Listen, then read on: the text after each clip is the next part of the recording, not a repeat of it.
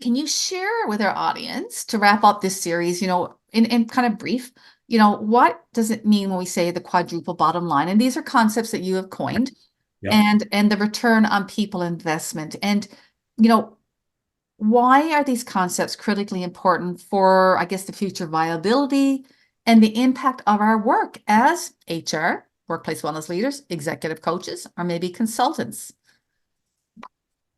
Yeah. A huge big ball to encapsulate in a few Mm. minutes. Okay, But do your we'll best. do our best. Um, if you've been following the series, we've talked about some very critical elements that continue to have underlying themes. Mhm. One of them being collaborative advantage. And tied to collaborative advantage, you mentioned something just now, which is quadruple bottom line. Mm. Collaborative advantage leverages quadruple bottom line. And in turn, that collaborative advantage is responsible for the return on people investments. Right. So as you turn to the people who are evaluating Hmm. your value is accentuated by two things. So, The, okay, so when you say your value, who are you referring to? Is it the people workplace leaders? wellness leaders, the HR partners, Okay, the executive coaches, right. So internal, everyone I've been referring to as everybody people that's in the mix. leaders. Yeah, the people leaders. Your value is dependent on your partnerships and collaboration in order to increase the return on people investments. If we work in our silos to try to accentuate people investments, we end up with some results.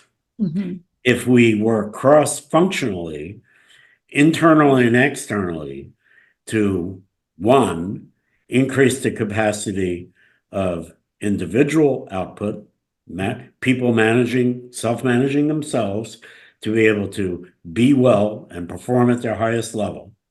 Level one, transition to second bottom line. How do I translate my well being with others in a team environment to be able to increase the capacity of a team to function at its highest level to create the best innovation, product development, service, whatever it is that you're responsible for?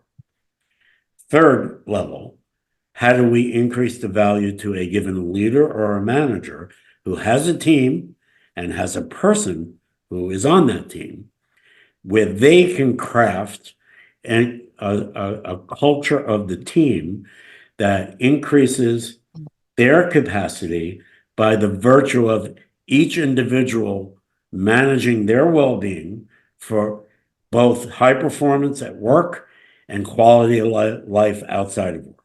Right. The fourth level of bottom line is to the organization itself, more senior leadership, the strategic imperatives, the objectives of the organization, the financial targets, whatever it might be. How does individual, team, led by a smart leader who creates an environment in which individuals and teams can do their best, turn to the organization and show increased innovation, capacity, lower healthcare costs, less time off, more discretionary effort, all the things we've been talking about along the line. It's in the best interest of people in the well-being and HR partner people development space to be able to be working together to increase individual capacity, team performance, leadership and management capacity in order to turn to the organization and show the robust level of value Yeah, and that we comes were. from people taking care of themselves. Yeah. Mhm. Okay, so Mark, everything you've been saying is just so on point. And we talked earlier about the importance of having the right language, right, of leadership and the semantics and being able to frame things. And so Yeah. when you reference terms like the quadruple bottom line and the ROPI, the return on people investment, I would expect, and from your experience, you can speak to this before we wrap up, that they are terms that very much resonate or would speak to senior leadership or directors, Oh, right? very much so. It is their language. Yeah. They're making significant investments in people. And so when we talk about earlier, I mentioned that in this program, we're going to show you how to all the different ways and the tools and the skills Right. required to get to the table to become that strategic business partner, whether you're an executive coach, whether you're a business consultant, whether you're an HR or a workplace wellness leader. And so again, just maybe to state the obvious, but having tools like that, the quadruple bottom line and the return on people investment and many others that we're going to talk about in the program, having the strategic skill sets to really speak intelligibly, to speak in the language they know, but speak in the language that serves the organization, not just the well-being or the, of a particular. Yeah, well, it's both. Yeah, Right? You should be proud of what you do yeah. and Oh, flaunt that, absolutely. Right. and flaunt that. But you also have to have a language that translates to the value that others are looking for Right. in terms of output from what you do. Because then when we, for example, Yeah, want to increase our budgets or exactly. preserve and protect our role or our That's- department or our function as workplace wellness, that it's not considered ancillary, that it's that bloodline to No, it's the heart. seen very clearly Yeah. as a critical element of a vast number of development experiences that a person experiences in the organization. To do in the work that we do together in this program is fortify our programs in ways that uses the ROPI and the multiple bottom lines to be able to make a case or to be obvious to those who are responsible for what stays and what doesn't, what's resourced and what's not, that you will raise your level of viability and security Mm-hmm. being part of the solution in the best and worst of times. Yeah. And it's semantics and how you position and frame things too, right? Because for example, in the case study we're going to do in the information session that we did with our level 2 Right. students that we're going to continue to revisit in the program itself. Yeah. You brilliantly, maybe it's out in industry, but you use the term shifting from digital detox to digital wellness. And I thought, Right.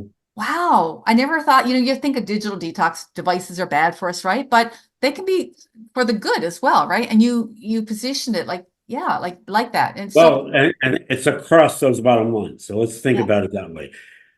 Yes, detox is part of it because we have to get healthy with it or more discerning and how we use our and devices. more strategic about it. Intentional.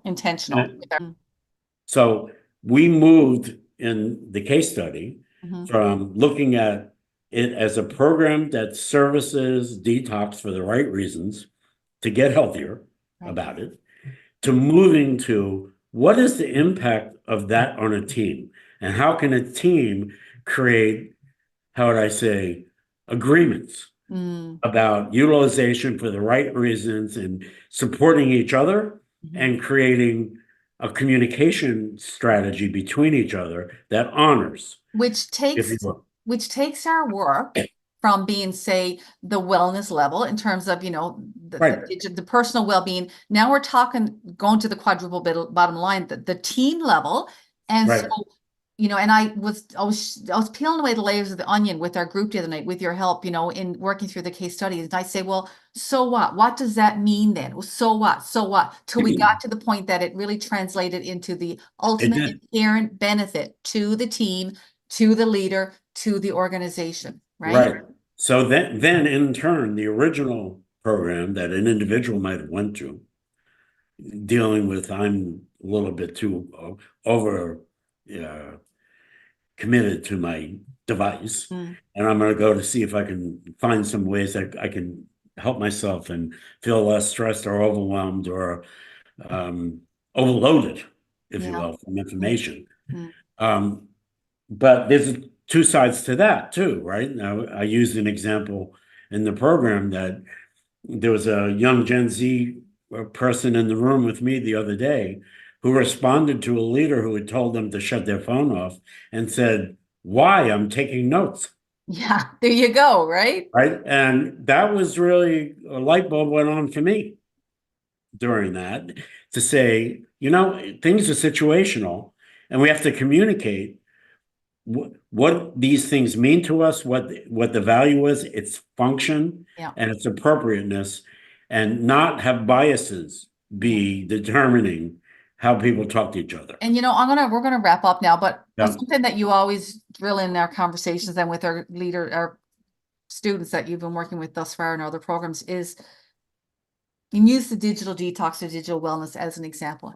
We need to, as people leaders, whatever program, whether it's learning development, HR, wellness, for our employees, we need to find ways to create sustainability and to really have a That's right. long-lasting impact. So they're not just signing up for a one day or, offsite retreat on, digital wellness, that it becomes part and parcel of the culture. So It's how we work and together. how do we Yeah. view, format, strategize, extrapolate, extend our program offerings so that it's not a one and done, that it becomes, and that may mean we scale back, we only have a few offerings, but we do them well and we make a real impact that moves the needle, as opposed to throwing spaghetti at the wall, throwing all these programs, getting this shiny object, and just, hoping something sticks. Every single program that you offer, whether it be nutrition for high performance or family relations or anything that has to do with life and well-being, should be able to be taken through this matrix, which we're going to use in the program. How does that translate to team value, to leader value, and to organizational And and employee being cultural the bottom, artifacts? the bottom level, right? That's Employee, right. leadership. We want to be able to build that quadruple bottom line for everything we do. Yeah. And those things that we can do that with most often should be the things we spend the most time on. Or the one that Yep. serves all four levels. If it's only Yep. serving one level, then it's questionable as to whether that's really the right solution Well, pursuing, it's right? not necessarily you don't do it, but it Right. has its Or place how in much order of priorities. resources, attention we give to that as opposed to Exactly. others, right? Yeah. Yeah. Again, it comes back to being strategic. In Right. order to do the quadruple bottom line, you have to be strategic, Yeah. which is why I mentioned earlier, I can't remember if it was in this session or the session prior, that think about collaborative advantage Mm. and working well with your partners because they can take on some of the responsibility for some of the things that you assumed were yours. Mm. Oh, that's a Right? whole other series talking about No, it is. delegation and engaging our champions. And yeah, I mean, we never Yeah. even touched on that, which we will be in the program, but I mean, there's so many, we can go down so many rabbit holes with this, right? Folks who are listening, please join us. Yes. This is a passion of both Lisa and I, Yeah. and you're going to get 200% from us Yeah. and even more of a percentage from each other. Yeah. Well, the quote, the adage, right, of 2 + 2 is 5. That's really what's going to happen in this program. I mean, right. Yeah. We're just gonna And bring a partner, yeah, bring a absolutely. strategic partner with you. Yeah, yeah. And like I said, Yeah. I may have to look at expanding the intake, but hey, I'm all for that. We'll make it happen if that's the case. So again, thank you so much for viewing and tuning in to this series or watching the full hour, whatever the case may be. And certainly to learn more about our Executive Wellness Leadership Program commencing February 26th and how you might potentially become shortlisted and a candidate, visit our program page at workplacewellnesscoe.com and sign up for our program interest list to receive an invite to a discovery consult. And so we very much look forward to perhaps seeing you in our information session if you're watching this prior to January 17th. And otherwise, maybe I'll see you in a consult and then maybe hopefully in our program if it's a fit. Yeah. Come So join us. thanks very much, Mark. It's been a delight as always. And to our viewers, till we meet again, stay healthy and well, and just take care of yourselves. Bye for now. Bye.